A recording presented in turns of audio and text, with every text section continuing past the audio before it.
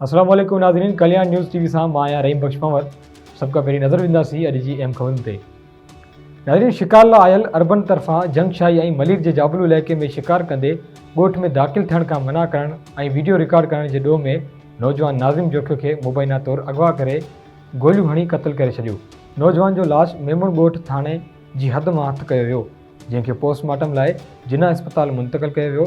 लाश जो इतला मिलंदे ई मलीर क़ौमी शाहराह ते वॾे अंग में पोती जे वारसनि ऐं ॻोठाणनि एहतिजाजी मुज़ाहिरो करे धरणो आयो।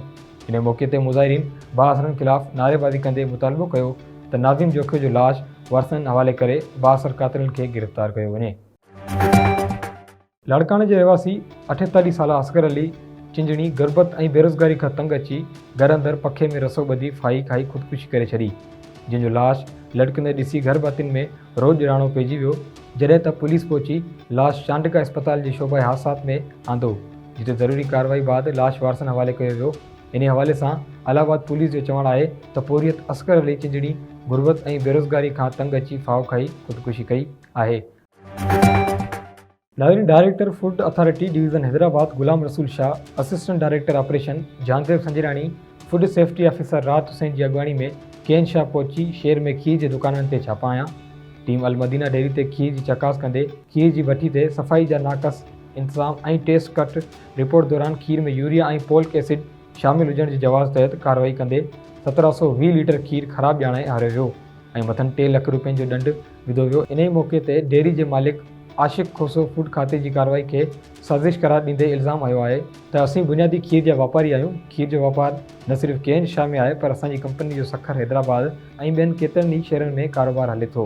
फूड अथॉरिटी वारनि असां खां रिश्वत घुरी हुई, न ॾियण तां कार्रवाई कई आहे ऐं 40 मण खीर हारे असांजी कंपनी जी साख मुतासिर करण जी नाकाम कोशिश कई आहे। फूड अथॉरिटी टीम ख़िलाफ़ अदालत में वेंदासीं।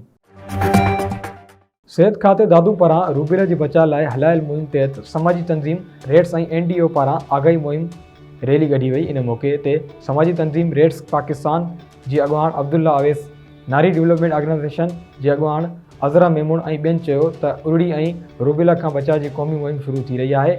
इन मौक़े ते अॻुवाणनि चयो त शहर जी बाशऊर शहरी, सियासी, समाजी, उलमा कराम, सोशल वर्करनि ऐं वालिदिन खे गुज़ारिश थी कजे त सिहत जी टीमुनि सां उरड़ी ऐं रूबेला खां बचाव जी मुहिम में भरपूर साथ ॾियनि, त जीअं पंहिंजे गुलनि जहिड़नि ॿारनि खे उरड़ी ऐं रूबेला खां बचाव जी हिफ़ाज़ती टीका ज़रूरु लॻारायूं।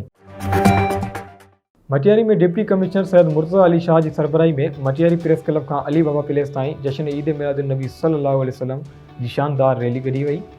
रैली में SSP Matiari Mohammad Kaleem Malik, additional deputy commissioner Sohail Ahmed Arain, assistant commissioner Matiari Abdul Majeed Zahrani, deputy director information Sabir Kaka समेत साफ़िन, शागिर्दनि ऐं शहरियुनि वॾे अंग में शिरकत कई। रैली बाद DC जी मेज़बानी हेठि अली बाबा पैलेस में महफ़िल मिलाद मुनक़द कई वई, जंहिंमें शागिर्दनि विच में नाज़ शरीफ़ जा मुक़ाबला कया विया। DC पारां नाज़ जे मुक़ाबले में बहितरीन कारकर्दगी कंदड़ शागिर्दनि खे इनामनि सां नवाज़ो वियो। नाज़रीन, रानीपुर ऐं कुंभ खे मिलाईंदड़ पुराणे नेशनल हाईवे ते ट्रक जो मोटरसाइकिल ऐं चिंची खे टक्कर। नतीजे में 12 सालनि जो नौजवान शागिर्द सैफल राजपर इस्पताल नईंदे फ़ौत थी वियो ऐं हिकु ॼणो अहमद रज़ा राजपर सख़्तु ज़ख़्मी थी पियो। ओॾां इतला ते हद जी पुलिस ट्रक समेत ड्राइवर खे टेवील में वठी छॾियो। नाज़रीन, ही हुयूं अॼु जूं अहम ख़बरूं। वधीक तफ़सीली ख़बरुनि लाइ विज़िट कंदा असांजी वेबसाइट www.dailykalyan.com ऐं असांजो Facebook ऐं YouTube पेज डेली कल्याण।